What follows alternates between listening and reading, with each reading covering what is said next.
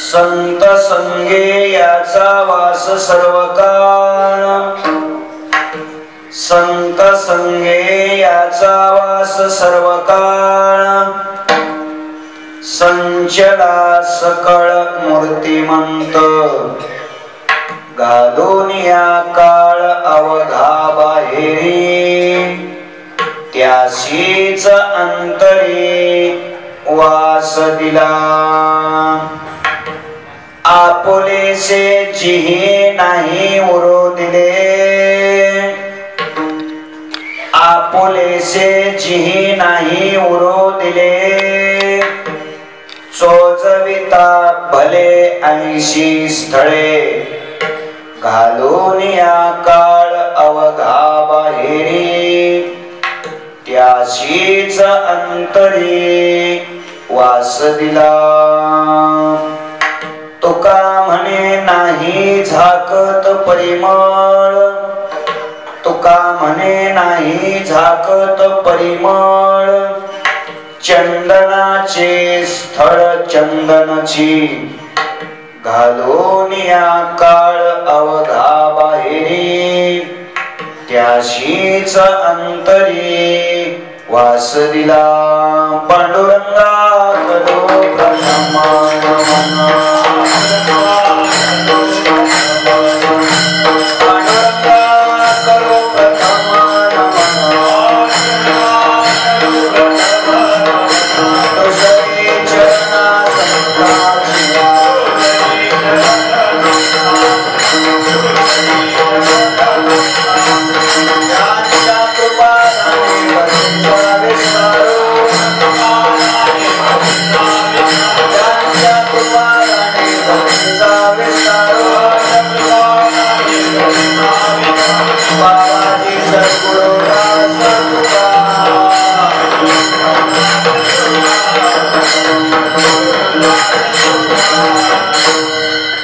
काय माझी वाणी मानेल संतांचे, रंजवू चित्तासे आपुलिया, माझी वाणी तुझे वर्णी गुणनाम, ऐसे दे प्रेम काही कळा.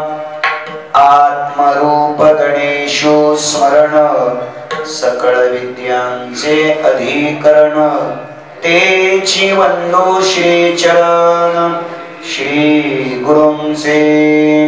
ते नमस्कारुणी आता मस्तक माझा पायावरी, राहून निरंतरी संतांच्या विठ्ठल विठ्ठल.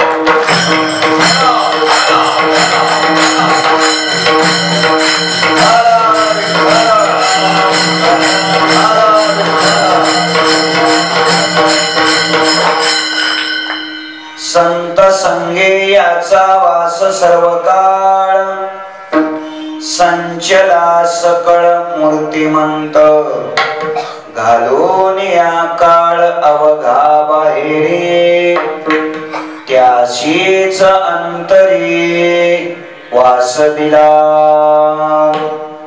अनंत कृपा विभूषित विश्ववंद्य विश्वसंत संत श्रेष्ठ जगद्गुरु श्री तुकोबाराय यांच्या अभंग गाथेतील संतपर प्रकरणातील 4 चरणाचा अभंग सेवेकरिता घेतलेला आहे.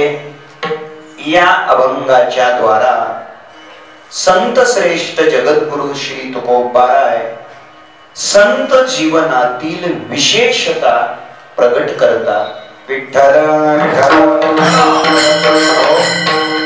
अनंत कोट ब्रह्मांड नायक, अकारण कारण करुणा वरुणालय, अखिल गुणनिधान, भक्त वत्सल, जगदाधार, रुक्मिणी प्राण संजीवन भगवान श्री पंढरीश परमात्म्याच्या असीम कृपेद्वारा ज्ञान कैवल्य तेजोनिधी विश्वमाऊली ज्ञानोबाराय वैराग्य शिरोमणी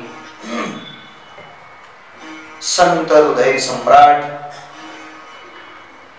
विश्ववंद्य जगद्गुरु श्री तुकोबाराय आदी करून सर्व संत महंतांच्या आशीर्वादाने उपस्थित संत महंत भाविक सज्जन माता भगिनी संपूर्ण परिसरातून व या पवित्र शहरातून हजर असलेले वारकरी संप्रदायातील ज्येष्ठ श्रेष्ठ अध्वर्यू कीर्तनकार प्रवचनकार टाळकरी वृंद गायनाचार्य मृदंगाचार्य आणि आपण देवरूप श्रोतो वर्ग या सर्वांच्या पवित्र उपस्थितीमध्ये विश्वमाऊली ज्ञानोबारायांच्या या पवित्र दरबारात ज्ञानदेव सेवा मंडळाच्या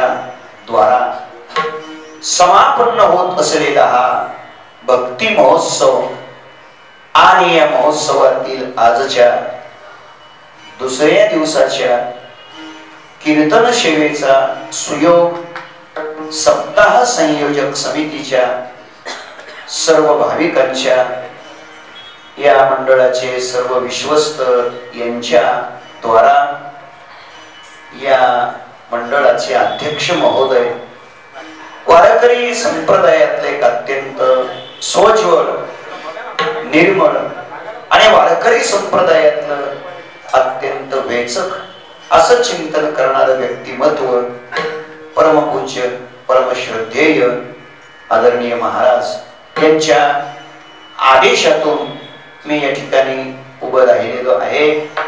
संकल्पित वेळेमध्ये आपण अभंगाचं चिंतन करण्याचा प्रयत्न करू.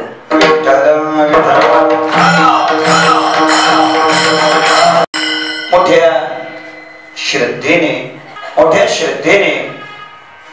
अत्यंत उत्साहाने भावपूर्ण हृदयाने आपण सर्वजण या ठिकाणी उपस्थित आहोत. आपली बहिर्मुख इंद्रिये अंतर्मुख बनावी, आपलं चंचल अंतःकरण स्थिर बनावं, आपल्या वृत्तीतील हृदयातील दोष विकार नष्ट व्हावे. अनादी काळापासून अनंत युगापासून अनेक जन्मापासून भगवंताच्या दर्शनाची जी आपल्याला भूक लागलेली आहे ती भूक तृप्त व्हावी. देवातलं आणि आपल्यातलं अनुभूतीतलं जे करोडो किलोमीटरचं अंतर आहे ते हळूहळू कमी व्हावं. शता एका तरी जन्माच्या शेवटी कृपाळवा पोटी येईल दया. भगवान श्री पंढरीरायाला आपली दया यावी आणि स्वप्नात का होईना येऊन देवानं आपल्याला दर्शन द्यावं आणि आपल्या अनंत जन्माचा प्रवास पूर्ण होऊन संत दर्शन आणि भगवत कृपेला आपलं जीवन लायक बनावं. याच शुद्ध स्वच्छ अपेक्षेने आपण सर्वजण इथे उपस्थित आहोत. आजच्या या सेवेमध्ये खरं म्हणजे आजची 2 नंबरची कीर्तन सेवा आहे. 2 नंबरची म्हणायचं, नंबर 2 ची म्हणायचं, हा भाग तुमचा आहे. दुसरा दिवस आहे एवढी गोष्ट खरी आहे. आणि स्वतः महाराज या ठिकाणी टाळ घेऊन उभे आहेत. खरं तर मी त्यांना प्रार्थना करतोय, विनंती करतोय की तुम्ही पुढे येऊन बसा. पोरासोरांच्या कीर्तनात एवढ्या मोठ्या लोकांनी खरं म्हणजे टाळ घेऊन उभा राहणं हे बरं नसतं, हे चांगलं नसतं. पण वारकरी संप्रदायाच्या विषयातलं त्यांच्या अंतःकरणात शुद्ध प्रेम आहे आणि म्हणून ते या ठिकाणी उभे आहेत.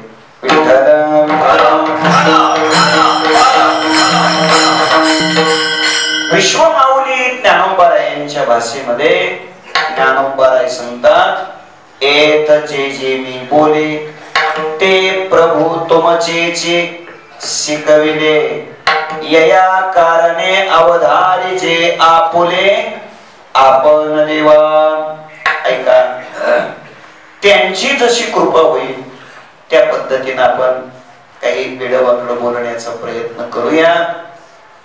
सेवेकरिता घेतलेला अभंग जगद्गुरु श्री तुकोबाराय यांचा आहे आणि महाराज या अभंगातून संत जीवनातली विशेषता प्रगट करतात.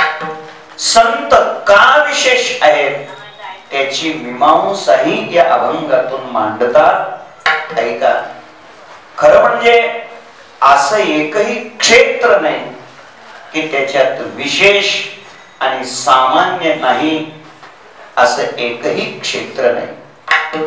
कोणतंही क्षेत्र आपण आपल्या डोळ्यासमोर घ्या, त्या क्षेत्रामध्ये काही विशेष असतात तर काही सामान्य असतात.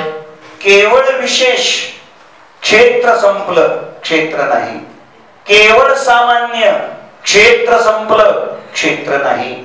कोणत्याही क्षेत्रामध्ये काही विशेष असतात तर काही सामान्य असतात. विशेष आणि सामान्य या दोन्हीच्या संमिलनातूनच ते क्षेत्र बनत असतं. सामाजिक क्षेत्र घ्या, संपत्तीचं क्षेत्र घ्या, राजकीय क्षेत्र घ्या, सत्तेच्या क्षेत्रामध्ये काही विशेष सत्ताधीश असतात तर काही सामान्य सत्ताधीश असतात. संपत्तीचं क्षेत्र घ्या, काही विशेष संपत्तीवान असतात तर काही सामान्य संपत्तीवान असतात. आता तुमच्याकडे संपत्ती नाही का? होय म्हणा की आहे, आहे. आणि अंबानीकडे आहे, म्हणजे ते विशेष पण सामान्य. संपत्तीच्या क्षेत्रात काही विशेष संपत्तीवान, काही सामान्य संपत्तीवान. सत्तेच्या क्षेत्रात काही विशेष सत्ताधीश तर काही सामान्य सत्ताधीश. ऐका, कलेच्या क्षेत्रात देखील हेच आहे. कोणतंही कलेचं क्षेत्र घ्या, मग मृदंगाचं क्षेत्र घ्या, मृदंगामध्येही काही विशेष मृदंगाचार्य असतात. अगदी स्वरबद्ध, अगदी तालबद्ध, अगदी लयबद्ध, वक्त्याला आवश्यक पोषक असा मृदंग वाजवणं, म्हणजे कीर्तनाला साथ करण्याकरता आहे याचं भान ठेवून वाजवणं, हे विशेष मृदंगाचार्याचं लक्षण आहे. आणि खरं म्हणजे ते असे विशेषच आहे. नाहीतर खूप खूप कठीण कठीण परिस्थितीतून वाटचाल करावी लागते. आम्ही कधीच म्हणत नाही त्या लाऊडस्पीकर वाल्यांना आवाज वाढव म्हणून. आमच्या अगोदर त्यांनीच पेरला केलेला असतं त्याला वाढव वाढव. काही विशेष मृदंगाचार्य असतात तर काही सामान्य मृदंगाचार्य असतात. एका कीर्तनामध्ये 3 दुमडे फोडतात आणि मग लोक म्हणतात वारे मृदंग्या. सामान्य. गायनाचं एक क्षेत्र असंच आहे. काही विशेष गायक असतात. वक्त्याला पाहिजे तेव्हा पाहिजे तसं तो कोणत्या भावविश्वामध्ये आहे याचा अभ्यास करून त्याला पूरक असलेलाच राग अत्यंत कमी वेळामध्ये पुढे घेऊन त्याच्यामध्ये रंगत निर्माण करणं हे एका विशेष गायकाचं लक्षण आहे. तर काही सामान्य असतात. वक्ता जे बोलतो त्याच्यातला कुठला तरी एखादा अवांतर शब्द पकडायचा आणि तो शब्द ज्या प्रमाणात आहे ते प्रमाण देऊन टाकायचं. सामान्य आहे. कदाचित या लोकांना असं वाटत असेल मृदंगाच्या क्षेत्रात आणि गायनाच्या क्षेत्रातच तुम्ही विशेष आणि सामान्य सांगताय, कीर्तनात नाही का? इकडे बी असंच आहे. कीर्तनाच्याही क्षेत्रामध्ये असंच आहे. काही वक्ते संत वाङ्मयाचं श्रद्धेनं आणि सूक्ष्म बुद्धीनं परिशीलन करून अभ्यास करून योग्य श्री गुरुच्या सहवासात राहून साधनेनं चारित्र्यानं जीवन समृद्ध करून वारकरी संप्रदाय अर्थात संत वाङ्मयाचं चिंतन करून दृष्टांताच्या सिद्धांताच्या द्वारा वेगळ्या वेगळ्या प्रकारातून ते संप्रदायाचे तात्विक सिद्धांत युक्ती प्रयुक्तीच्या द्वारा श्रोत्याच्या हृदय पटलावरती कोरणारा एक विशेष कीर्तनकार आहे, तर दुसरा सामान्य कीर्तनकार आहे. 2 तासामध्ये अभंगाला थोडी सुद्धा तकलीफ होऊ न देणारा. आणि मग श्रोते कौतुक करतात. श्रोते म्हणतात, वा, अरे अभंगावर तर कोणीही बोलल. हा पुढचा शब्द असतो त्यांचा. माझा मुद्दा इतकाच आहे, कोणतंही क्षेत्र डोळ्यापुढे घ्या की त्या क्षेत्रात काही विशेष तर काही सामान्य. स्वयंपाक तर सर्वच जणी करतात. आता पुढचं समजून घ्या. विशेष असतं, काही सामान्य असतं. असं एकही क्षेत्र नाही की त्याच्यात विशेष सामान्य पण नाही. तसा तर क्षेत्राचाच विचार केला, जागेचाच विचार केला, गावाचाच विचार केला तर प्रत्येक गावामध्ये माणसंच राहतात. पण ते गाव विशेष असतं जे ते हरीचे दास जन्म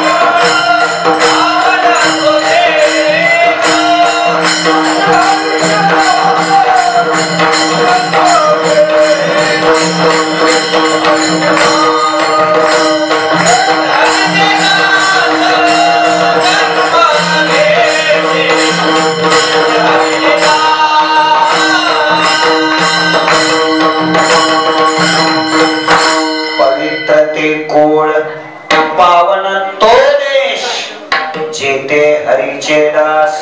जन्म घेते, जेथे वसती हरीचे दास. पुण्य पिके पापा नाश.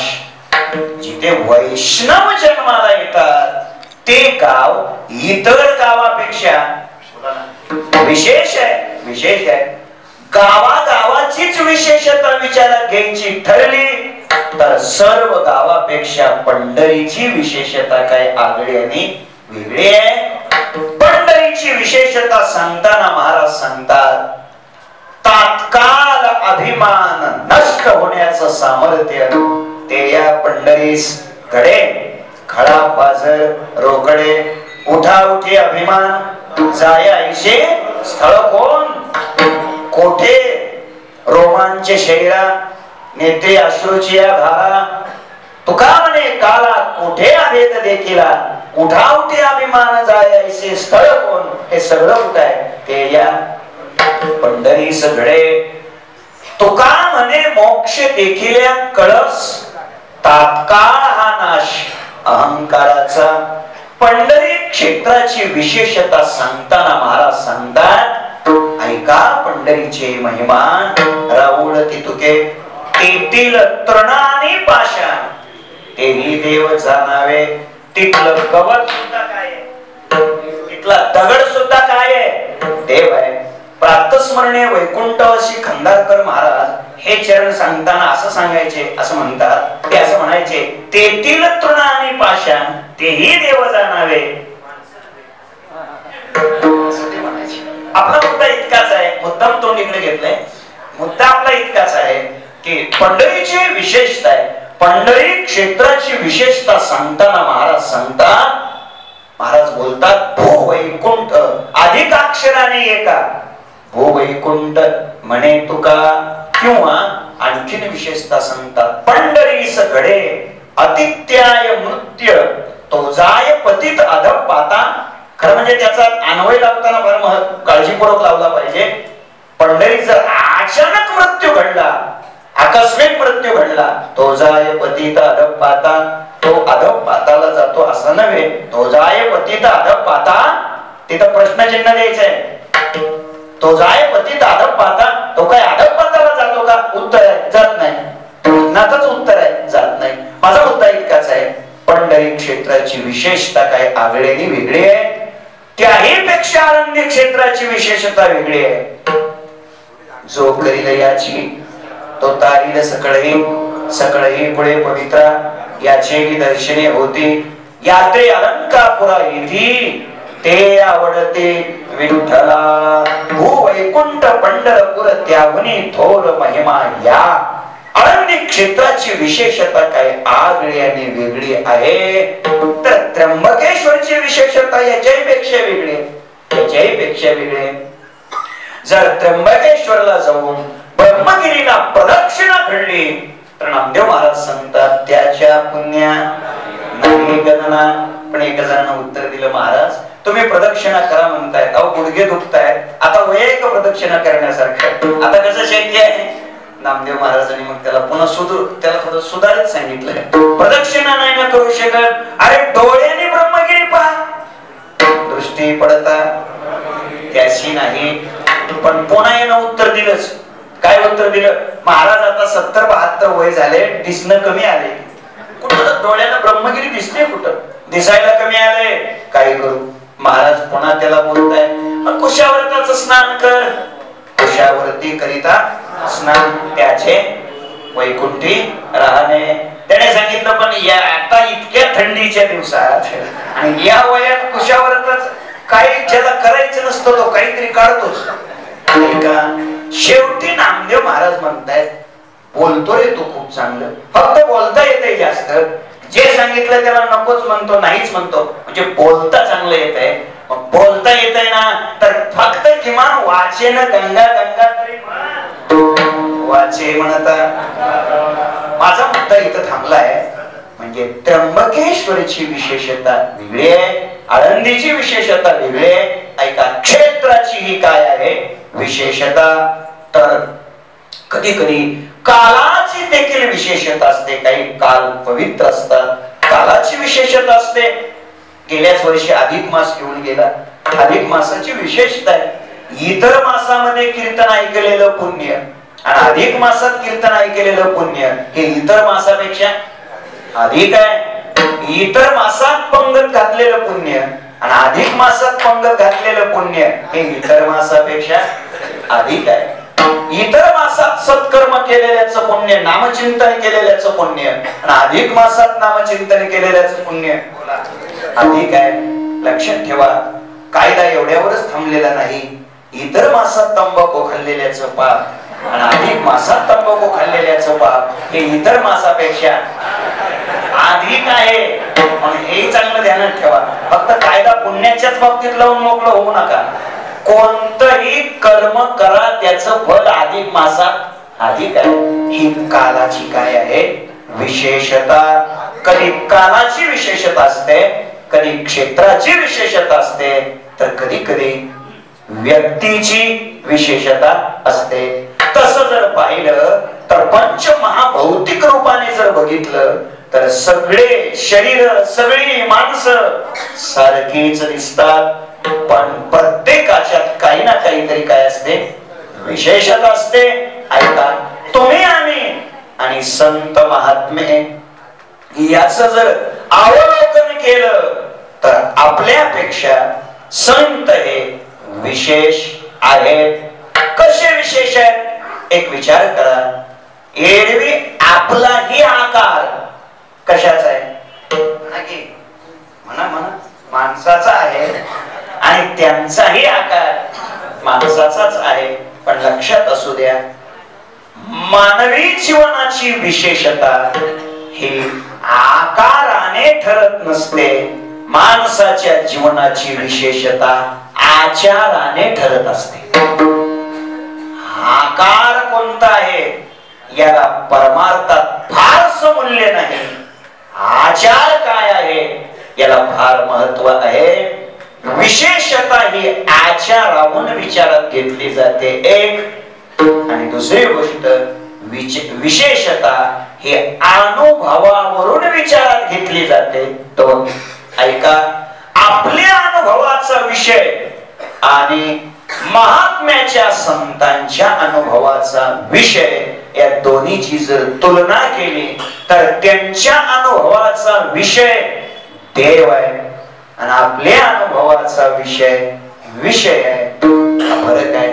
अनुभव तुम्ही कशाचा घेता याच्यावर विशेषता आहे एक, आणि आचार आपला कोणता आहे यावर विशेषता असते दोन. जरी दिसायला आकार सारखाच दिसत असला तरी संत नवती जगा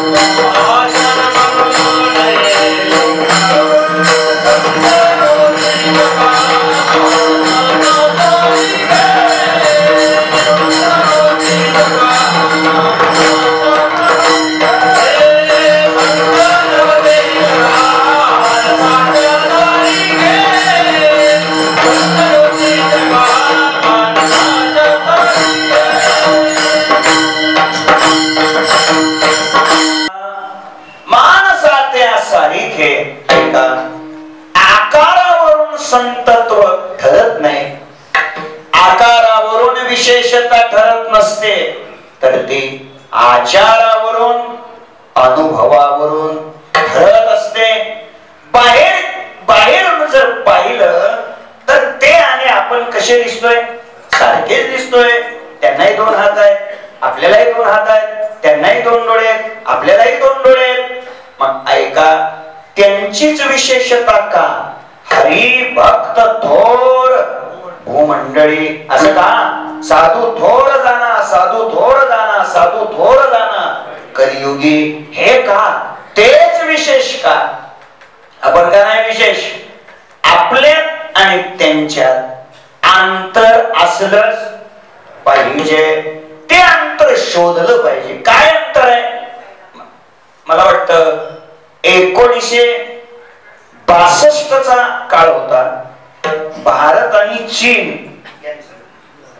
युद्ध सुरू होत आणि त्या काळात भारत देशाचे पंतप्रधान नेहरू यांचे फोटो दररोज वर्तमानपत्रामध्ये छापून येत होते.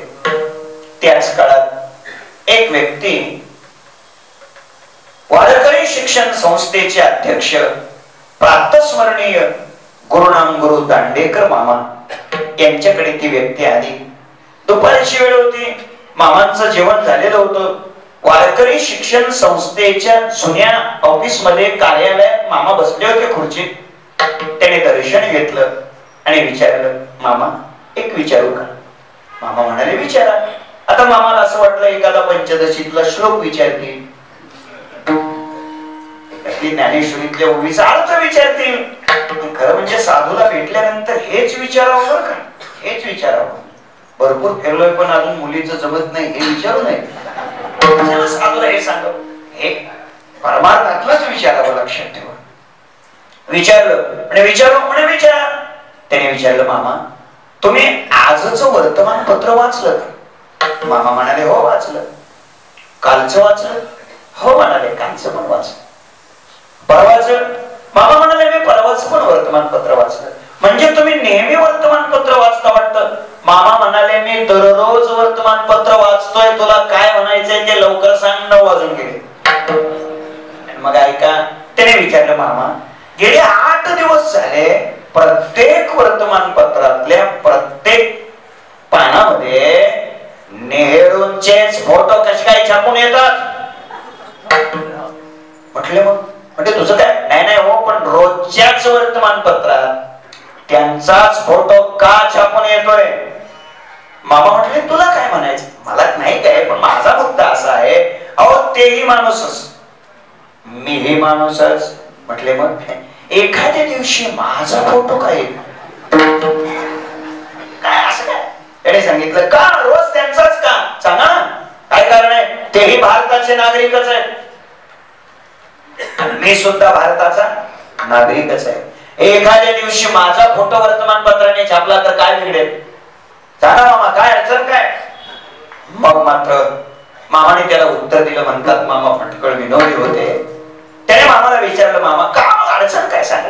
त्यांच्या अंगावर धोतरच आहे नेहरूच्या, त्यांच्याही अंगात शर्टच आहे नेहरूच आहे, त्यांच्याही डोक्यावर टोपीच आहे माझ्याही डोक्यावर टोपीच आहे. फरक काय त्यांच्यात माझ्यात अंतर काय. रोज फोटो त्यांचा छापून येतोय, विशेषता काय. मग मामाने उत्तर दिलं. आई म्हणाले तुझ्याही अंगावर धोतर आहे त्यांच्या अंगावर धोतर आहे, तुझ्याही अंगावर नेहरू शर्ट आहे त्यांच्या अंगावर तोच आहे, तुझ्याही डोक्यावर टोपी आहे त्यांच्याही डोक्यावर टोपी आहे. हा म्हटला हो म्हणूनच म्हणतोय माझा फोटो काय येत नाही. मामा म्हणाले ऐक. मामाने उत्तर दिलं त्यांच्या डोक्यावर जी टोपी ठेवलेली आहे ना म्हणे त्या टोपीच्या खाली जे डोकं आहे ना त्या डोक्यामध्ये भारत देश चालवण्याचं सामर्थ्य आहे म्हणे. म्हटलं माझ्या डोक्यावर टोपी. मामा म्हणाले तुझ्याची डोक्यावर टोपी आहे ना ते इकडे तिकडे कुठंतरी ठेवण्याऐवजी तुझ्या डोक्यावर ठेवले एवढाच त्याचा अर्थ आहे म्हणे. असं काहीच नाही. हेच काय आहे अंतर आहे लक्षात घ्या. तसं तर त्यांच्याही डोक्यावर टोपी आहे तुझ्याही डोक्यावर टोपी आहे. डोकं त्यांनाही आहे आणि डोकं तुलाही आहे. पण नुसतं डोकं असून उपयोग होत नाही, डोकं असलं पाहिजे.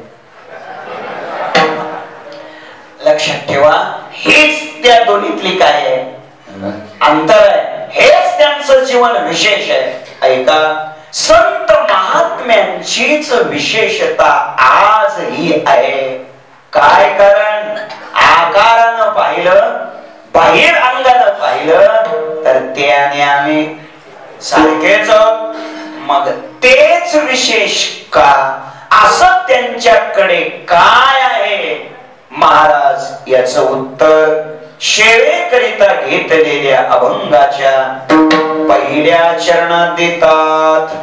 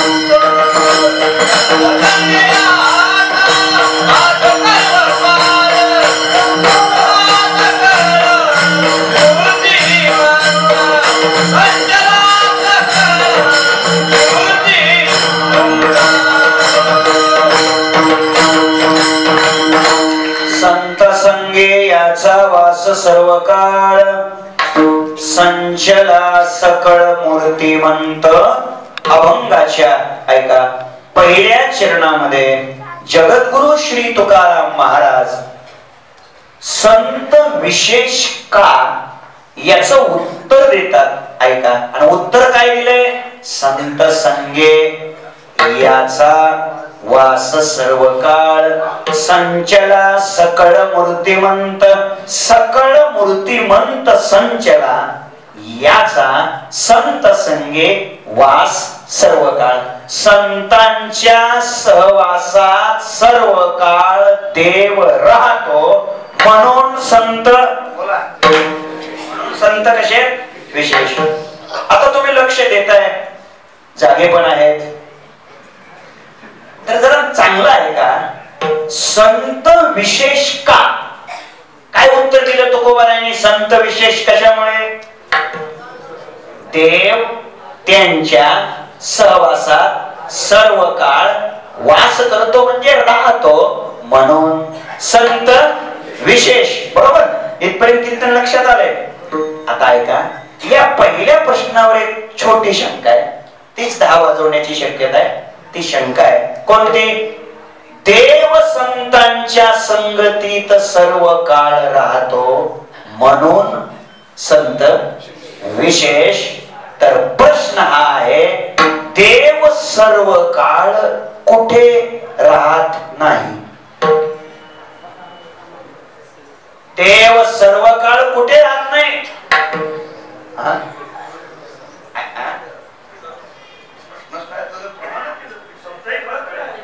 ऐका. देव राहत नाही अशी एकही जागा शोधून देखील सापडणार आहे. जागा, व्यक्ती, वस्तू, पदार्थ एकही नाही की तिथं देव नाही. बोला. म्हणजे थोडक्यात देव सगळीकडे सर्व काळ आहे. पहिली गोष्ट सगळीकडे आहे, सर्व ठिकाणी आहे. बरोबर. अगदी अगदी देव नाही म्हणणाराच्या हृदयात सुद्धा देव आहे. कशावरून? तो नाही म्हणतो यावरून. म्हणजे असं कसं काय? हो, कारण देव असल्यामुळेच त्याला नाही म्हणता येते. त्याच्यातला देव जर निघून गेला तर मग शेजाऱ्याने म्हणावं लागतं राम नाम सत्य आहे. म्हणजे देव नाही म्हणण्यासाठी सुद्धा कोण असावा लागतो? देवच असावा. अगदी अगदी श्रीराम लागूच्या नावात सुद्धा श्रीराम. लक्ष द्या, प्रत्येक ठिकाणी कोण आहे? देव आहे. सगळी ठिकाणी, सगळ्या ठिकाणी देव आहे. देव न मानणाराच्या हृदयात सुद्धा कोण असतो? देव असतो. आपल्याला माहित आहे, खरं म्हणजे ते नास्तिक होते, देव मानत नव्हते. पण ऐका, दररोज ते विष्णू सहस्रनाम वाचायचे. त्यांना विचारलं, तुम्ही देव नाही म्हणता? हा म्हणे नाही म्हणतो. मग विष्णू सहस्रनाम तुम्ही रोज का वाचता? त्यांनी सांगितलं, देव नाही म्हणतो गोष्ट खरी आहे, पण तरी मी विष्णू सहस्रनाम वाचतो. त्याचं कारण आहे, असलाच तर आपल्याकडून घोटाळा होऊ नये. याचा अर्थ काय हो? याचा अर्थ असा आहे, देव न मानणारा सुद्धा पर्यायाने देवाला मानतोच. की काही लोक आम्हाला असे भेटतात, महाराज ते एकादशी, ते वारी, ते पंढरपूर, आजीबाला पण काही करीत नाही, फक्त चतुर्थी असते. आता फक्त चतुर्थी असते म्हणजे ज्ञानोबाने तर स्पष्ट म्हटले, हे मनुष्यजात सकळ स्वभावता भजनशील, माझ्या बोलण्याकडे लक्ष असू द्या. परमात्मा नाही, देव नाही, अशी या विश्वात एकही वस्तू, एकही व्यक्ती नाही. विठ्ठल जळी स्थळी, विठ्ठल विस्तारला जनी, सर्वा घटे राम. सगळे प्रमाण पाठ आहे. म्हणजे प्रत्येक ठिकाणी देव. अजून एक उत्तर द्या, सगळीकडे देव आहे, प्रत्येक ठिकाणी देव आहे, ही गोष्ट खरी आहे. पण तो देव 2 तास असतो का 4 तास असतो त्या वस्तूत? सर्व काळ. जमला का? म्हणजे सर्व ठिकाणी सर्व काळ देव आहे, बरोबर. मग सगळेच विशेष का नाही? हे बघा, संत विशेष का सांगितले? त्याची मीमांसा काय केली तुकोबारायाने? त्याचं कारण काय सांगितलं? संत संगी याचा वास सर्व काळ. देवाचं सर्व काळ वास्तव्य संतांच्या संगतीत आहे, म्हणून संत विशेष. मग देवाचं सर्व काळ वास्तव्य नाही कुठं? सगळीकडेच आहे ना, सगळीकडेच. आणि सर्व काळ देव वास्तव्य करतो. आपल्याला सर्वस्यचाहं हृदि सन्निविष्टो मत्त स्मृतिर्ज्ञानमपोहनंच वेदैश्च सर्वैरहमेव वेद्यो वेदांत कृद्वेद विदेवचा. ऐका, याच्या खालची ओवी सांगा बरं. एरवी संतांचे हृदय देशी, एरवी हभपचे हृदय देशी, एरवी कीर्तनकाराचे हृदय. काय तोलून शब्द घातला हो ज्ञानोबारायाने. हृदयाला आग घालणारा, डोळ्यात तेल घालून अक्षर लिहिलेले. एरवी बोला सर्वांचे हृदय देशी. मग सर्वांचे हृदय देशी जर देव आहे तर सगळेच विशेष का नाही? संतच विशेष का? काय कारण आहे मग संतच विशेष असण्याचं? कारण ज्या कोणत्या अवच्छेदकाने, जे अवच्छेदक मानले संतांच्या विशेषत्वाचं, अवच्छेदक कोणतं मानले? देव त्यांच्या जवळ सर्व काळ राहतो, हे अवच्छेदक आहे. आमच्या जवळ सर्व काळ काय भूत राहत? देवच राहतो ना. तुम्ही माना न माना तो विषय सोडा, पण राहतो एवढी गोष्ट खरी आहे की नाही? आहे एवढी गोष्ट खरी आहे. मग ऐका, आणि विशेष का नाही? संतच विशेष का? तर याचं उत्तर आहे, याचं उत्तर द्यायचंय. त्याचं उत्तर असं आहे, वस्तूचं अस्तित्व असणं एक, वस्तूचं प्राकट्य असणं दोन, आणि वस्तूची अनुभूती येणं तीन. या गोष्टी तीन आहेत. कधी कधी असं असतं, वस्तूचं अस्तित्व असतं पण प्राकट्य नसतं. कधी कधी असं असतं, प्राकट्य असतं पण अस्तित्व नसतं. लक्ष द्या, शुद्ध निखळ चैतन्य ब्रह्म तत्व याच चराचरात अणु रेणू रेणू कणा कणात काय आहे? अस्तित्व आहे. प्राकट्य कुठं आहे? ऐका, आणि मायेच सगळीकडे सर्व काळ प्राकट्य आहे. अस्तित्व नाही ना. ज्ञानोबा किती 14व्या अध्यायात बोलतात, हिचे नाही हेच रूप ठाण्याती उमप. आलं ठाण्याती उमप हे निद्रिता समीप चेता दुरी. ज्ञानोबाची भाषा आहे. ज्ञानाची जागृती ज्याच्याकडे आहे त्याच्यापासूनही दूर आहे, आणि अज्ञानाच्या झोपेत जो अडकलाय त्याच्याही जवळ आहे. हिचं रूप कोणतं आहे? नसणं हेच हिचं रूप आहे. नसणं. ठाण्याती उमप हे निद्रिता समीप चेता दुरी. लक्ष द्या, इकडे लक्ष द्या, इकडे लक्ष द्या. मायेचं प्राकट्य आहे. मायेचं काय आहे? प्राकट्य आहे, पण तिला अस्तित्व नाही. आता ऐका, अस्तित्व असतं तर काय झालं असतं? तिला माया म्हणलं नसतं. काय झालं?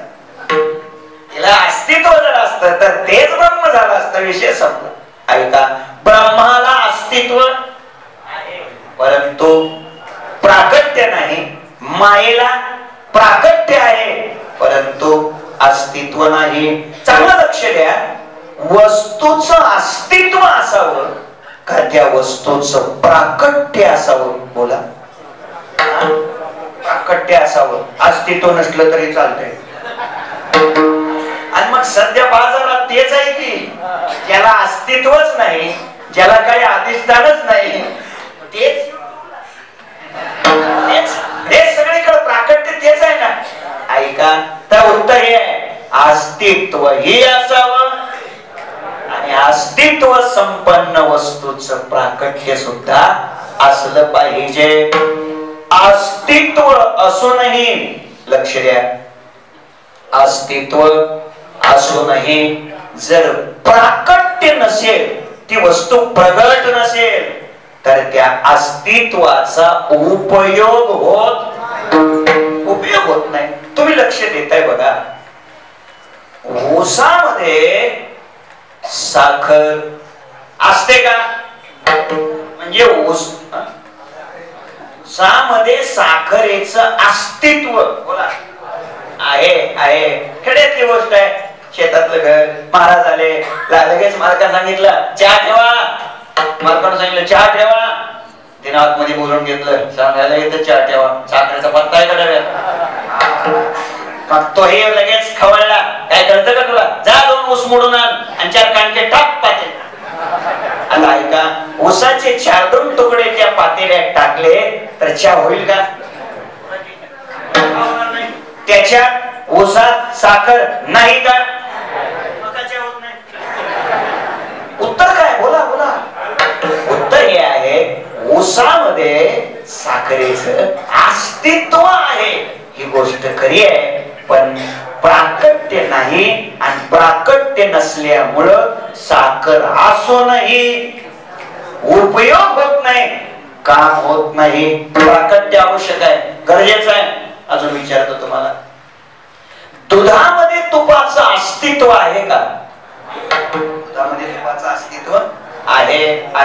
आणि म्हणून महाराज जेवण करतायत, हा भातावर थोडं तूप वाढा. बाई घरामध्ये गेली, दूध आणून ओतलं, घ्या तू. आता ऐका, मालक म्हणता हे काय म्हणजे दुधात तूप नाही का? बोला की. म्हणून तूप वाढा म्हटल्यावर दूधच वाढलं तर चालतं का? उत्तर आहे, दुधामध्ये तुपाचं अस्तित्व आहे, पण प्राकट्य नाही, काम होत नाही. स्वयंपाक चालू आहे, करायचं आहे, महाराज थांबा, आता लगेच भाजी करते. खेड्यातली बिचारी, गॅस घरोघरी अजून पोहोचलेला नव्हता त्या काळात, आणि म्हणून ते 2-3 दगड मांडली आणि त्या चुलीमध्ये 4-2 लाकडं तिने ठेवली. उत्तर द्या, लाकडात अग्नीचं अस्तित्व आहे का? 4-2 लाकडं ठेवली तिनं आणि वाट पाहत बसली, पाणी कधी गरम होतोय म्हणून. होईल का पाणी? का बरं? लाकडात अग्नी नाही का? मग पाणी का गरम होत नाही? याचं प्राकट्य कुठं आहे? प्राकट्य म्हणजे तुमच्या आता चांगलं लक्षात येऊ लागले. उत्तर असं आहे, वस्तूचं अस्तित्व उपयोगाचं नाही, अस्तित्व असावं. आणि ते कसं असलं पाहिजे? त्याचं प्राकट्य झालं पाहिजे. आता लक्षात घ्या, दुधातलं तूप जर प्रगट करायचं असेल तर गरज कशाची आहे? मंथोनी नवनीता तैसे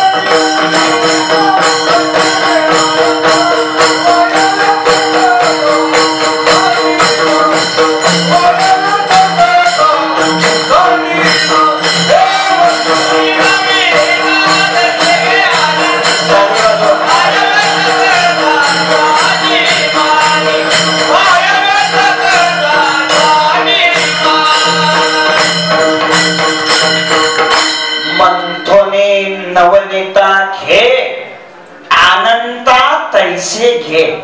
ऐका, मंथन केल्याशिवाय तुपाची प्राप्ती होत नाही. आणि पुढे ऐका, चिंतन केल्याशिवाय देवाची प्राप्ती होत नाही. ऐका, दुधातून तुपाला प्रगट करण्याकरता गरज मंथनाची आहे. आणि चराचरात अणुअणुत रेणुरेणुत कणाकणात प्रत्येकाच्या हृदय मंदिरामध्ये असलेल्या परमात्म्याला प्रगट करण्याकरता गरज चिंतनाची आहे. चिंतनाने तो काय होतोय? प्रगट होतो. इतकं नामचिंतन घडलं पाहिजे की त्याला काय केलं पाहिजे, प्रगट केलंच पाहिजे. ज्ञानोबाराय किती गोड बोलतात. ज्ञानोबाराय सांगतात, सोनियाचा दिवस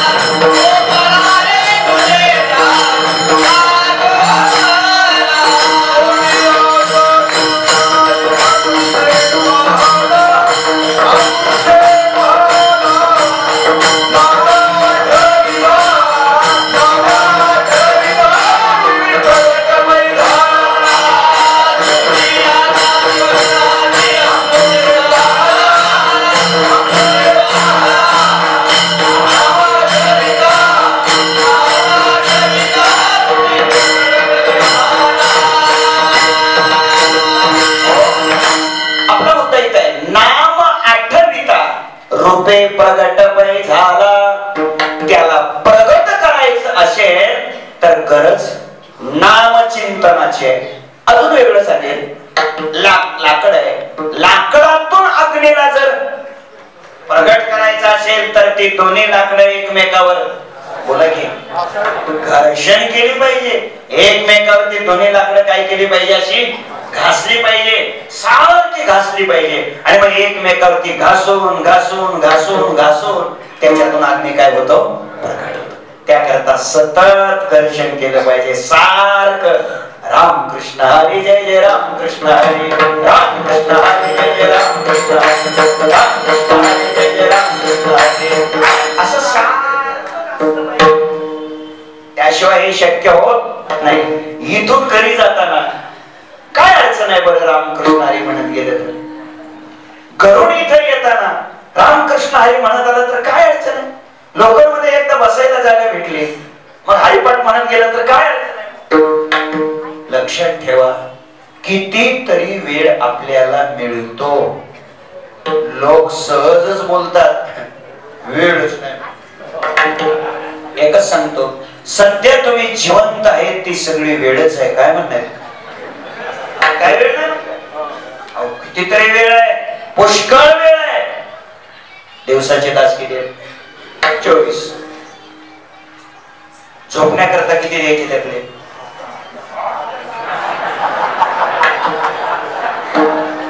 आयुर्वेदाच्या शास्त्राच्या नियमाप्रमाणे किती आहे? 6 तास. 6 तास. पण जाऊ द्या, तेवढ्यावर तुमचं भागणार नाही. तुम्ही मोकळ्या मनानं 8 तास म्हटले, ठीक आहे, मी 2 तास वाढवून देतो. 8 तास झोपण्याकरता 8 तास गेले. किती राहिले? म्हणजे तुम्ही वेळ नाही असं म्हणताय म्हणून मी बोला लागलोय. किती राहिले तास? 16 तास. आता ऐका, पोट म्हटल्यानंतर उदरनिर्वाह करता काहीतरी काम उद्योग केलंच पाहिजे. त्याशिवाय कसं शक्य आहे? मग रोज कामा करता, उद्योगा करता, नोकरी करता, काहीतरी कामा करता रोज किती तास द्यायचे? भागल का तेवढं? ओव्हर टाइम जाऊ दे, अजून 2 तास वाढवतो. 10 तास. 10 तास. काहीच पोट मोठं असतंय. 10 तास. हे 8 आणि 10 किती झाले? 18. किती तास शिल्लक राहिले? 6 तास शिल्लक. ऐका, दररोज स्नान करण्याकरता, प्रातर्विधी करता, कपडे घालण्याकरता वगैरे 1 तास. पुष्कळ झालं की 1 तास. 18 ने 19. किती तास राहिले शिल्लक? 5 तास.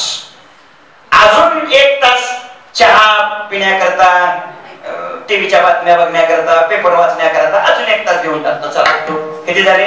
20 तास. किती राहिले अजून शिल्लक? 4 तास शिल्लक राहिले अजून.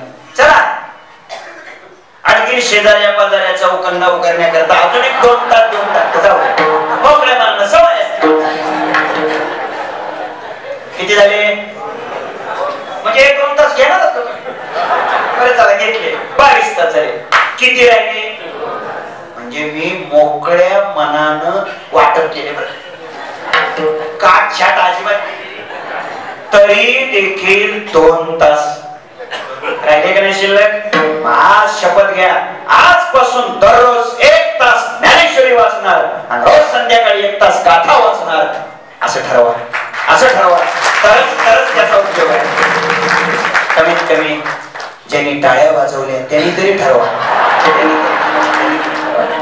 काही लोक असे म्हणत असतील, आम्हाला वाचताच येत नाही. आता इथं शहर आहे, इथं पुन्हा अडाणी आहे हो, सगळे वाचता येणारेच आहे. दादानो, हसण्यावर हे घालवू नका, हे गांभीर्यानं घ्या. वेळ नाही ही सबब देऊ नका. देव आहे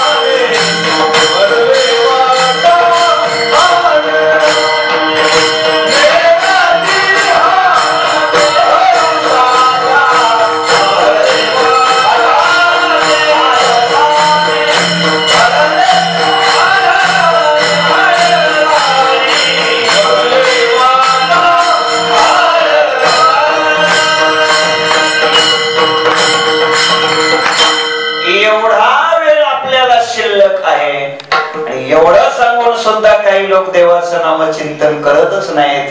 त्याच्याकरता महाराजांनी प्रमाण दिले, अभाग्यासी दुर्भिक्ष नेनतिहार करू साठा भरले वाटा आडराने.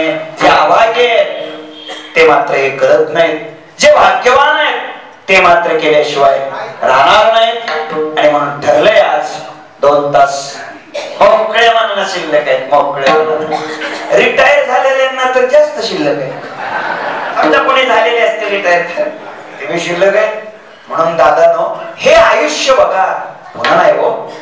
वेळ वाया जाऊ देऊ नका. काळ जाऊन येतो वाया, चिंतो विठोबाच्या पाया. वेळ वाया जाऊ देऊ नका. आपण या चिंतनामध्ये आहोत. घर्षण केल्यानंतरच अग्नी काय होतोय? प्रगट होतोय. सतत घर्षण करा, सतत नामचिंतन करा, त्याशिवाय त्याचं प्राकट्य होत नाही. थोडक्यात वस्तूचं अस्तित्व असून उपयोग काय? त्या वस्तूला काय करता आलं पाहिजे? प्राकट्य, प्रगट करता आलं पाहिजे. आणि प्रगट करण्याची जी कला आहे, प्रगट करण्याचं जे ज्ञान आहे, अर्थात प्रगट करण्याची जी साधना आहे, हे संतांना माहिती आहे. त्यांनी चिंतनाच्या द्वारे देवाला प्रगट केलंय. एक साधनेच्या द्वारे भगवंताला त्यांनी प्रगट केलंय. आणि म्हणून संत विशेष आहे. काय असतं? वस्तूचं अस्तित्व आहे, प्राकट्य नसेल नाही उपयोग होत, नाही उपयोग होत. बेडूक कुठं आहे? चिखलात. कमळ चिखलात. ऐका, कमलकंदाचं त्या परागकणाचं अस्तित्व बेडकाच्या जवळ आहेच आहेच. तरीही बेडूक चिखलच खातो. त्याचं कारण आहे कमलकंद परागकणाचं त्याच्या जवळ अस्तित्व आहे, पण प्राकट्य नाही. म्हणून बेडूक काय खातो? चिखलच खातो. कोण? बेडूक. बेडूक कोणता बेडूक? समजतंय समजतंय. ऐका, गोचिड कुठं असतं? गाईच्या काशेत. गाईच्या काशेत. आणि दूध कुठे असतं? गाईच्या काशेतच. दररोज साधारणपणे गोचिड किती लिटर दूध पितो? आता ऐका, गोचिडाच्या जवळ दुधाचं अस्तित्व आहे, तरी पण तो रक्तच पितो. अशी गोचड पुष्कळ आहेत, ते दुसऱ्याचं रक्तच पितात. ऐका, दुधाचं अस्तित्व आहे पण प्राकट्य नाही, रक्तच पितो. एक भिकारी आहे, उपवास आहे, दरिद्री आहे, एका जागेवरती बसून तो भीक मागतोय. द्यावं काहीतरी गरीबाला असं भीक मागतोय. भाकरीचा चतकोर तुकडा द्या, काहीतरी द्या अशी भीक मागतोय. पण ऐका, तो भिकारी ज्या जागेवर बसून भीक मागतोय त्याच्या खाली 3 फूट खोल जमिनीत सोन्याच्या मोहराचा हंडा आहे, हंडा. तुम्ही कुणी तो भिकारी नेमका कुठं बसून भीक मागतोय हे विचारू नका बरं, नाहीतर लोक खोदायला जायचे.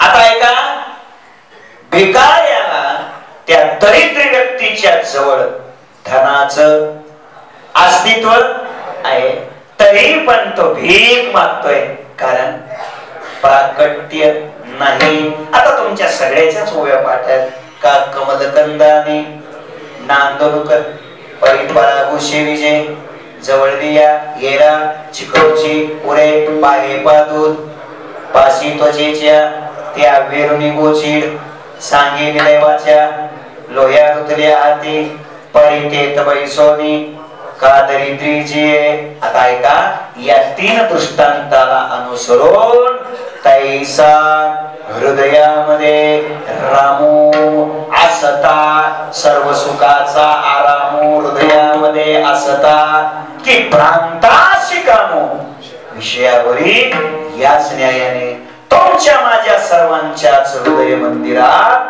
परमात्मा त्याचं अस्तित्व आहे, पण त्याला आपल्याला प्रगट करता आलेलं नाही. आणि म्हणून ज्याने त्याला प्रगट केलं तेच संत, तेच कसे विशेष आहेत. प्रगट केलं पाहिजे, ज्यांना प्रगट करता आलं ते विशेष आहेत. भागवतामध्ये नाथ महाराज फार छान उभी देतात. नाथ महाराज सांगतात, पृथ्वी गंधरूप स्वयं असे परेतो कस्तुर्यादिके आभासे तैशी भगवत सत्ता सर्वत्र वसे परी सात्विकी दिशे अति प्रगट. परमात्म्याची सत्ता सर्वत्रच आहे, पण सत्व गुणाने युक्त असणाऱ्या महात्म्यांच्या हृदयात तो विशेष रूपानं प्रगट रूपानं काय करतोय? वास्तव्य करतो. साठविला आहे बाहेर धाकुटी मूर्ती उभा संचला सकळ मूर्तिमंत संचला सकळ संचला. याचा अर्थ निर्गुण निराकार परमात्म्याची ही त्यांना अनुभूती आहे एक, आणि मूर्तिमंत संचला याचा अर्थ सगुण साकार परमात्म्याचाही त्यांना प्रत्यक्ष दर्शन आहे. 2. कारण ऐसा ज्याचा अनुभव विश्वदेव सत्यत्वे आणि देवतया जवळी. आता इथली गंमत बघा, विश्वदेव सत्यत्वे, इथं सिद्ध काय झालंय? इथं सिद्ध हे झालंय, विश्वरूपानं त्यांना प्रतीतीला न येता विश्व देव रूपानच त्यांना प्रतीतीला येते. म्हणजे विश्वाला विश्व न पाहता हे विश्व नसून देव आहे, याच बोधावर त्यांचं जीवन पोचलेलं आहे. आणि मग असं झाल्यानंतर पुन्हा दुसऱ्या चरणात देवतया जवळी असे, हे कशाला? खरं म्हणजे तया जवळी जे असे ते देव, असं चालेल. देवाशिवाय जर दुसरं काही ते पाहतच नसतील, असा जर बोध पहिल्या चरणात असेल, तर पुन्हा तया जवळी देव असे, हे कशाला? त्यांच्या जवळ जे आहे ते देवच झाले ना.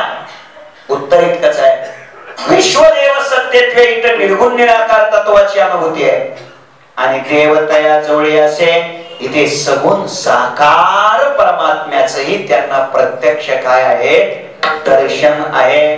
देवाची रूप चार आहे, एक निर्गुण निराकार, दुसरं देवाचं रूप आहे निर्गुण साकार, देवाचं तिसरं रूप आहे सगुण साकार, आणि देवाचं चौथं रूप आहे अर्च रूप. पूजेकरता योग्य बनवलेलं जे रूप आहे ना मूर्तीच्या द्वारे, ते अर्च रूप आहे. ही चारही रूप संतांच्या सहवासात आहेत. अर्थात या चारीचही दर्शन त्यांच्या जीवनामध्ये आहेत. त्यांनी परमात्म्याला अस्तित्वानं असलेल्या भगवंताला त्यांनी काय केलंय?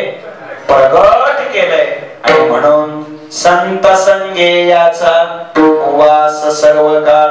खरं म्हणजे संतांच्या संगतीतच परमात्मा सर्व काळ राहतो. त्याने पत्ते सांगताना तेच पत्ते सांगितले. आता वेळ आपली वाढू शकते कदाचित. त्याने सांगितले कोठे नका पाहू तेथे अवचिता, भक्त समागमे सर्व भावे हरी, तयापाशी पांडवा मी हरपला घेऊ सावा, जेत नाम घोष बरवा करी माझा. बरं किती वेळ राहतो? भगवान सांगतात मी होऊन असे, हो तिथं राहतो. एरवी तर परमात्मा सगळीकडे राहतोच की, पण भक्ताच्या हृदय मंदिरामध्ये कसा राहतो? ज्ञानोबा काय सांगतात, काय देहिना माझ्या ठाई. आता पुढचं मला महत्वाचं आहे, आणि मी तयांचे हृदय छटाकवर असे, आणि मी तयांचे हृदय समग्र असे.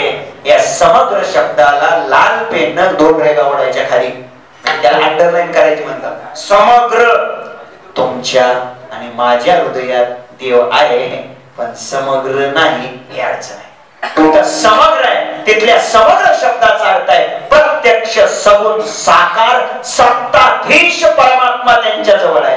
आणि आपल्या जवळ जो आहे तो फक्त साक्षी रूपान आहे, तो केवळ रूपान आहे, तो निर्गुण रूपान आहे. परमात्मा आपल्या जवळ आहे, तो ब्रह्म रूपान आहे, अस्तित्व रूपान आपल्या जवळ आहे. पण प्रत्यक्ष कार्यकारी रूपानं, शक्तीच्या रूपानं सगुण साकार परमात्मा त्यांच्या जवळ आहे. म्हणून तुकोबाराय संतात. म्हणून संत कसे आहेत? विशेष आहेत. महाराज संत विशेष आहेत, कारण देव त्यांच्या जवळ सर्व काळ राहतो. पण महाराज देव त्यांच्या जवळ सर्व काळ का राहतो? आमच्या जवळ सर्व काळ का राहत नाही? असं त्याने काय केलंय म्हणून तो त्यांच्या जवळ राहतो? महाराज त्याचं उत्तर अभंगाच्या 2ऱ्या चरणात देतात.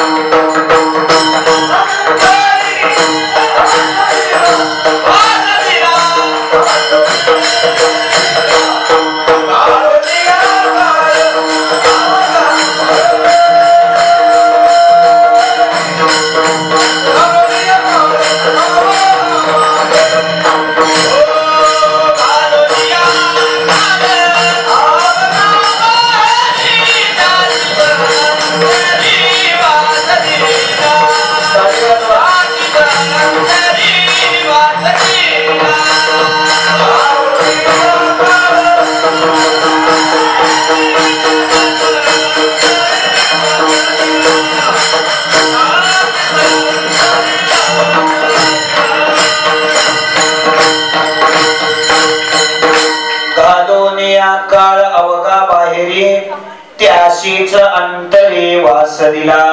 परमात्मा प्रगट होण्याकरिता आणि परमात्म्याचं सर्व काळ प्रगट रूपानं वास्तव्य आपल्या जवळ राहावं याकरता संतांनी केलं काय? महाराज त्याचं उत्तर देत आहेत. घालोनिया काळ अवघा बाहेरी, अवघा काळ बाहेरी घालोनी अंतरी त्याशीच वास दिला.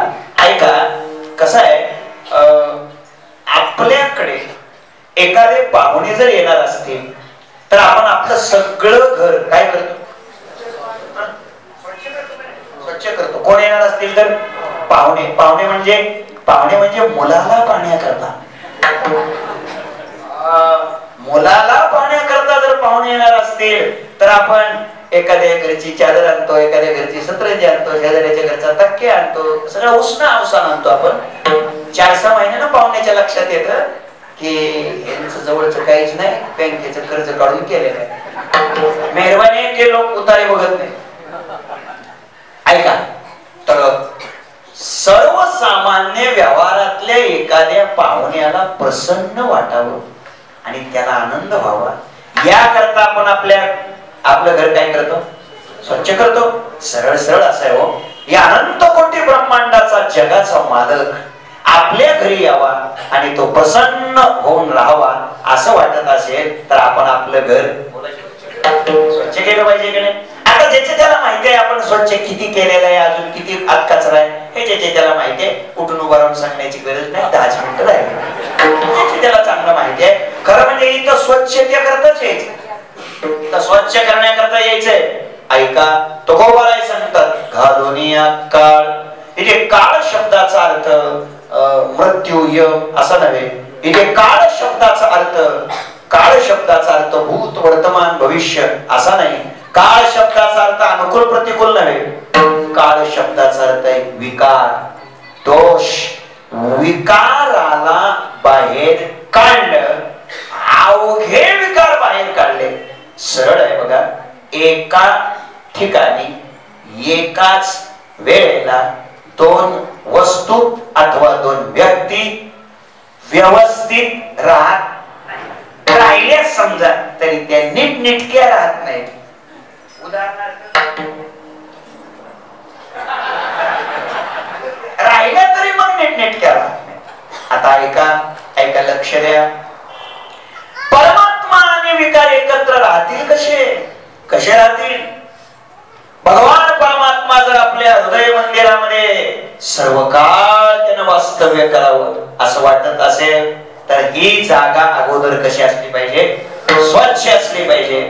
अगोदर ही जागा निर्मळ असली पाहिजे, पवित्र असली पाहिजे. खेड्यातली गोष्ट आहे, इकडं कळल का नाही इकडं काही सांगता येत नाही, पण सांगून जातो. बहुतेक काही लोक खेड्यातले असतील बघा. हा बरं ठीक आहे. बघा, आमची माता भगिनी घागर घेऊन एखाद्या विहिरीवर, एखाद्या नदीवर, पाणवठ्यावर, तळ असेल छोट, पाणी आणायला जेव्हा जाते आणि तेव्हा ती घागर त्या पाण्यामध्ये बुडवताना त्या घागरीचं तोंड असं वर ठेवलं आणि एकदम घागर ती अशी पाण्यामध्ये बुडवली आणि 3 फूट खोल खाली पाण्यात ती अशी घागर बुडवली. बोला, त्या घागरीमध्ये पाणी शिरतं का? बोला, नाही शिरत, नाही शिरत. नंतर घागर बाजूला काढली, नंतर त्या घागरीचं तोंड एकदम खाली केलं, अशी एकदम ती घागर काय केली पाण्यामध्ये बुडवली. 5 फूट खोल खाली अशी पाण्यामध्ये ती घागर ठेवली. आता बोला, नाही, आताही नाही तिच्यात पाणी शिरलं. खरं म्हणजे ती घागर आहे कशात? घागर कशात आहे? पाण्यात आहे. मला एक उत्तर द्या, घागर पाण्यामध्ये असावी का घागरीमध्ये पाणी असावं? घागरीमध्ये पाणी असावं. घागरीत पाणी असणं महत्वाचं का घागर पाण्यात असणं महत्वाचं? घागरीत पाणी असणं महत्वाचं. बऱ्याच वेळेला असं होतंय बघा, घागरच पाण्यात असते, हे लक्षात येत नाही वाटत. बहुतेक माझा अंदाज असा आहे, काही घागरी नेहमी करता पाण्यातच असतात. समजतंय ना? ते लोक म्हणतात नाही महाराज आम्ही नेहमी सत्तेतच असतो. ही घागर नेहमी करता कशात नाही? पाण्यातच आहे. पण आणखीन या घागरीनं पाणी आत शिरू दिलेलं नाही. किती वर्ष झालं ही घागर पाण्यात आहे? म्हणतं 37 वर्ष झालं.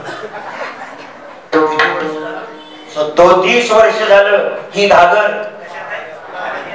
पण आणखी थोडं सुद्धा पाणी आत शिरलेलं नाही. कीर्तन संपल्या तंबाखू खाऊन पिचकारी आणतोच.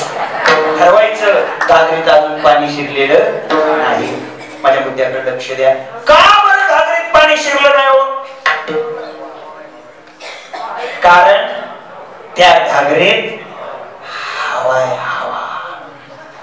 नाही काय का? एक तर घागरीत पाणी राहील, नाहीतर दोन नाहीत एका जागेवर राहणार. तुमची जर इच्छा असेल घागरीमध्ये पाणी यावं असं जर वाटत असेल तर त्या घागरीतली हवा जरा काढा. हवा काढा. खूप हवा आहे हो.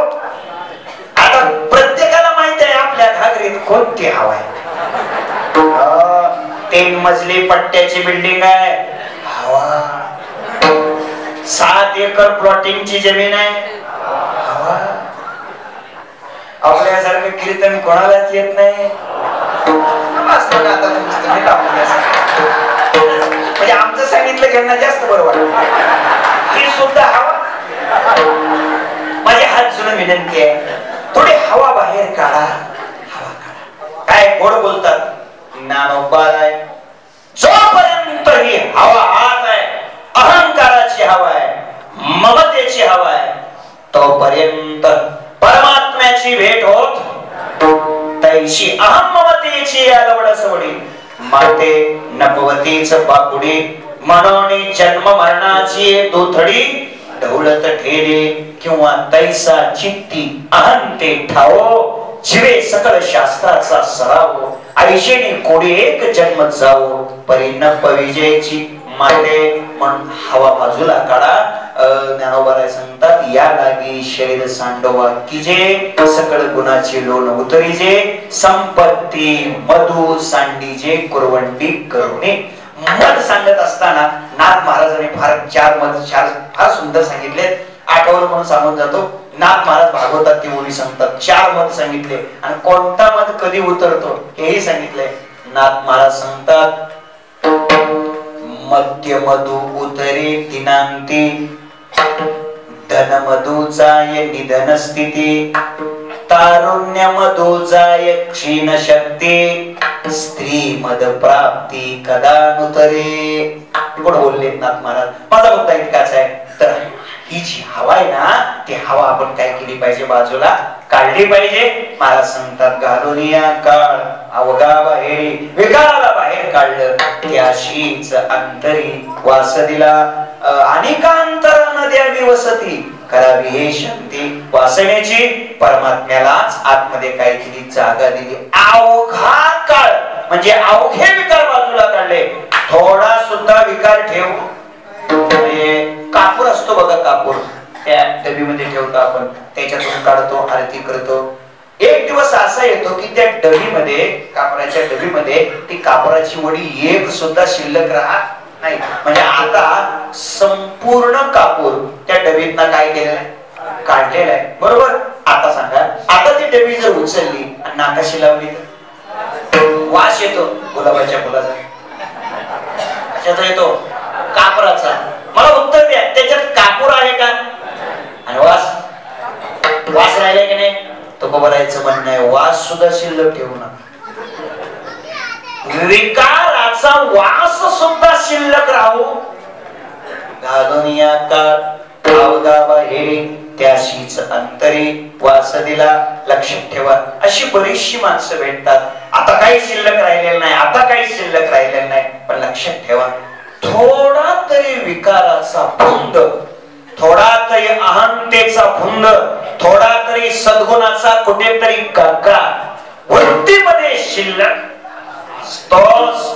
आणि जोपर्यंत तो कुठेतरी विकार थोडाच होईना शिल्लक आहे, तोपर्यंत परमात्म्याच्या घरापर्यंत पोहोचता येत नाही. महाराज सांगतात, तो आम्ही थोडेही विकार आता आमच्या जवळ शिल्लक ठेवलेले नाहीत. आम्ही आता आमच्या जीवनातला सगळा आपलेपणा फेकून दिलेला आहे, त्याला बाजूला काढलेला आहे. हा अभिप्राय अभंगाच्या 3ऱ्या चरणात सांगतात. आपुले सजी नाही मुरादीने, आपुले सजी नाही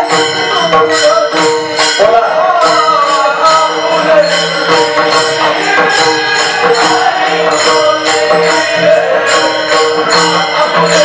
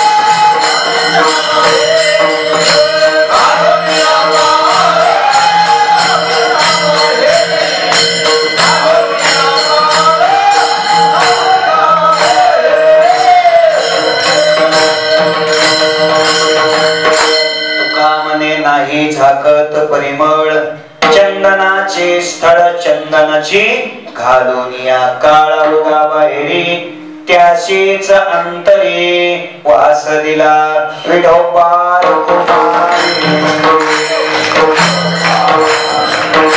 परमार्थाच्या क्षेत्रामध्ये जगत असताना बरं का, थोडाही आपलेपणा शिल्लक ठेवू नये. संसाराच्या क्षेत्रातला आपलेपणा दुःख देतो, परमार्थाच्या क्षेत्रातला आपलेपणा सुख देतो.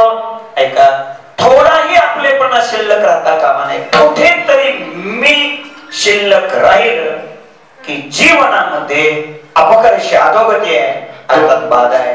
आणि आपण ते कुठंतरी थोडं शिल्लक काय करतो, ठेवतोच.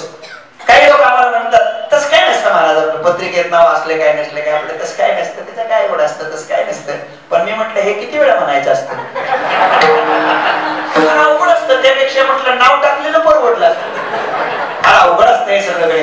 काही लोक म्हणत असतात अहो आपलं काय, आपलं नाव महाराजांनी घेतलं काय नाही घेतलं काय, त्याचं काय असतं, नाव घेतलं काय नाही घेतलं काय. पण म्हटलं हे म्हणायचं नसतं. म्हणण्याचा मुद्दा इतकाच आहे, कुठंतरी मी कोणीतरी आहे, माझं काहीतरी आहे हे असतं. काय आहे, 3 शब्दाच्या 3 संकल्पनेच्या पुढे अजून आपण गेलोच नाही बघा. कोणते? पहिला शब्द आहे मी. आपण बरच काळ या मी मध्ये जगत असतो. मी, त्याच्यातून काय थोडा शिल्लक राहिलाच वेळ तर माझं माझं याच्यात जगत असतो. आणि राहिलेला साहिलेला सगळा वेळ मला मला मी माझं मला, या तिन्हीतच आपलं आयुष्य सगळं घालवतोय आपण. आणि हे बाधा केल्याशिवाय राहत नाही. हे फेकून द्यायला पाहिजे. एक एक जुन्या काळातले शेतकरी मनुष्य, मोठा शेतकरी, बिचाऱ्यानं कष्टानं प्रपंच उभा केला बघा. कष्टानं मला मोठी केली, मला मोठ्या पदावर गेली, मोठ्या नोकरीला, एक डॉक्टर, एक इंजिनियर झाला, एक प्राध्यापक झाला. कष्टानं 300-350 एकर जमीन घेतली. हो, कष्टानं फार मोठा 3-3.5 कोटीचं घर बांधलं शेतात. जबरदस्त. आता काय हो, 3-3.5 कोटीचं घर आहे, 300-350 एकर जमीन आहे, सगळं मुलं नोकरीला आहेत. आता एवढं सगळं असल्यावर गावातली ती जी 2-4 खोल्या होत्या, छोट्या छोट्या घर, गावातली 2-4 खोल्या, कोण राहते आता तिथं? कोण राहायला गेले? शेतात राहायला. 60-65 वर्षाचं वय त्या बिचाऱ्याचं. आणि काय झालं, एके दिवशी दुपारी 12 वाजता एक नोकर आला, पळत नोकर आला आणि सांगू लागला, बाबा गावामध्ये आग लागली. आग लागली म्हटलं, लागू दे, लागू द्या. ऐका, ऐका 10च मिनिटात थोरलं पोरग आलं आणि रडतच आलं. त्याने विचारलं अरे का रडतो? म्हटलं गावात आग लागले. आणि मग लागू दे ना, तुला रडायचं काय कारण आहे? तो म्हटलं आपलं घर पेटलं. महाराज आपलं घर पेटलंय म्हटलं की म्हातारा एका मिनिटात रडला. म्हणजे कसं, तो पाण्याचा नळ असा सुरू केला लगेच पाणी एका सेकंदात म्हातारा रडायला. आपलं घर पेटलं. ऐका थोड्या वेळाने 15-20 मिनिटाने मधलं पोरग आलं. 2 नंबरचा मुलगा आला. म्हटलं बाबा काय रडता? काय रडतो म्हणजे घर पेटलंय आपल्या गावात. काय रडता? रडू नका बाबा, ते घर आपण 2 महिन्यापूर्वी शेजाऱ्याला विकले. म्हातारा एका मिनिटात बंद झाला रडायचा. बंद करा लगेच बंद झालं. काय कमाल आहे. ऐका ऐका 10-20 मिनिटांनी तिसरं पोरग रडत आलं. का रडतो? रडतो आपलं घर पेटलंय. अरे पेटू दे, 2 महिन्यापूर्वी ते दुसऱ्याला विकलंय. ते तिसरं पोरग म्हटलं सौदा परत फिरलाय. म्हातारा लगेच रडायला. आता ऐका कुठला म्हातारा रडायला लागला? कुठल्या गावचा? म्हणजे हे तुम्हाला असं वाटतंय का मी कुठल्या तरी खेड्यातल्या म्हाताऱ्याचं सांगतोय? ठाण्यातलाच म्हातारा. ऐका ऐका आपलं घर पेटलं रडणं चालू. आपलं घर विकलंय रडणं बंद. आपल्या घराचा सौदा परत फिरलाय रडणं चालू. हे आपले पण रडवल्याशिवाय राहत नाही. मला सांगतात आणि हे आपलं फेकून दिले. आपुलेसे जी नाही उरवले चोजविता भले ऐशी स्थळे. ऐशी भले स्थळे चोजविता जी आपुलेसे उरव दिले नाही.